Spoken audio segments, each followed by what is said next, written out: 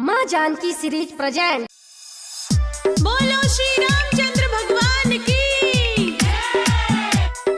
Mix by DJ Kanchan Raj, music director Arvind Raj. नवंबर 19 के फैसला भइल, 5 अगस्त 20 के भूमि पूजन रहिल।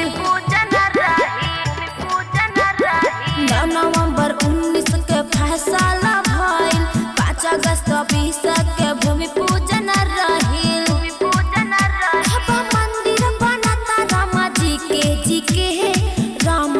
के ओही जगह वही धाम जी पे बनता मंदिर राम जी के। ओही जगह वही धाम जी पे बनता मंदिर राम जी के।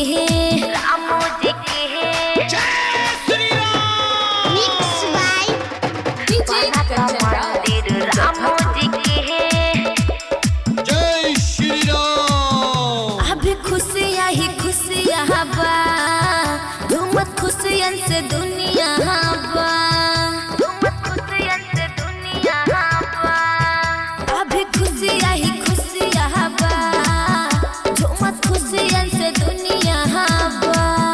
जब बहनी जाई मंदिर बहनी जाई, खूबे दर्शन कराई हो। सिया राम लखन हनुमान जी के ओही जगह वही धाम जी पे बनता मंदिर राम जी के। अयोध्या में वही धाम जी पे बनता मंदिर राम जी के। बोलो श्री रामचंद्र भगवान की। मिक्स बाय डीजे कंचन राज, मुजफ्फरपुर। छटा गया छलका धुआं, सुफल सब बलिदान हुआ। छटा गया छलका धुआं, सुफल सब बलिदान हुआ। कबीर राजा कलयुगी निगम कहे, प्रभु शरण मैदान कहरे। अन्य भव्य महल भगवान जी के ओही जगह वही धाम जी पे बनता मंदिर राम जी के। ओही जगह वही धाम जी पे बनता मंदिर राम जी के।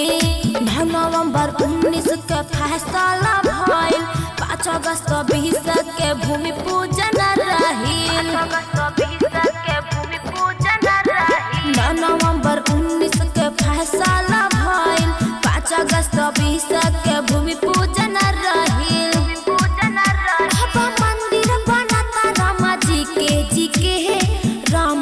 के ओही जगह वही धाम जी पे बनता मंदिर राम जी के।